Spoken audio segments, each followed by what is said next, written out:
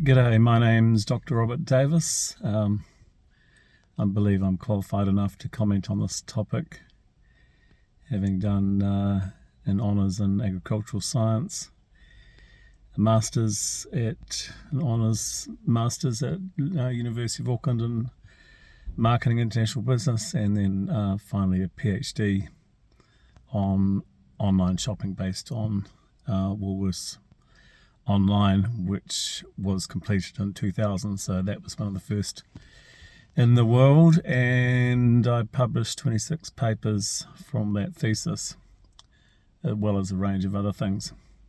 So I've been into research for quite some time, done a lot of consulting in digital over 30 plus years, and recently just rediscovered my honours thesis from Lincoln, which was completed in '89, and actually took real data from the wool auction system and using computer assisted mechanisms got it into a program which predicted the price micron relationship in the future. Pretty cool stuff for a 19, 20-year-old. So this message is really, I suppose, for parties like Opportunity and for Q. I call her Q. I think she needs a nickname. So Q, what we actually need is the problem is, and this is a problem for innovation and companies and discovery and basically our future.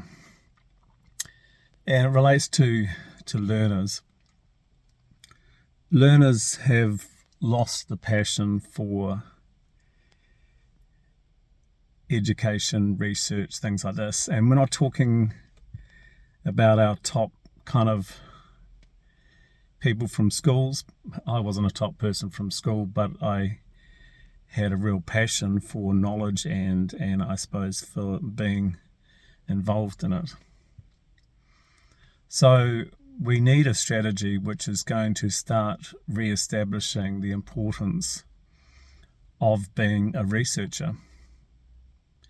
People doing honours theses, people doing masters, people doing PhDs, and people moving on to become researchers, whether that be in government organisations, companies, or at universities.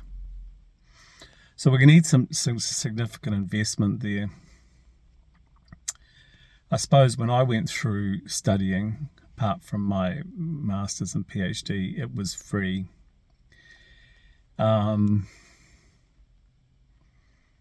But unless we start investing and creating a long-term strategy, which is not going to be mucked around with, it's going to be solid for the long term, we're not going to really have a future in terms of innovation. We're just going to have a bunch of people who's been using AI to sort of discover, but it'll be pretty hollow. I don't know what that strategy is going to be. All I know, it will require significant investment. And I don't think it's just primarily about science. I think it's about lots of different things, because all those things come together within society to take us forward. But yeah, I think what we need is a strategy which re-enlivens that absolute desire to be a researcher and to contribute to society in the way that you would contribute to society through knowledge. Now, that may not bring you a lot of money, but the benefits of that are quite significant. And it needs to be an ongoing long-term thing that continually has an investment. So yeah, what is that? I don't know at this stage. All I know that it is going to require a significant amount of money to fund that. And I think we have to also be careful that the funding is not to the institutions, because they will spend it on buildings and things like that. It's actually got to go to people to fund their study.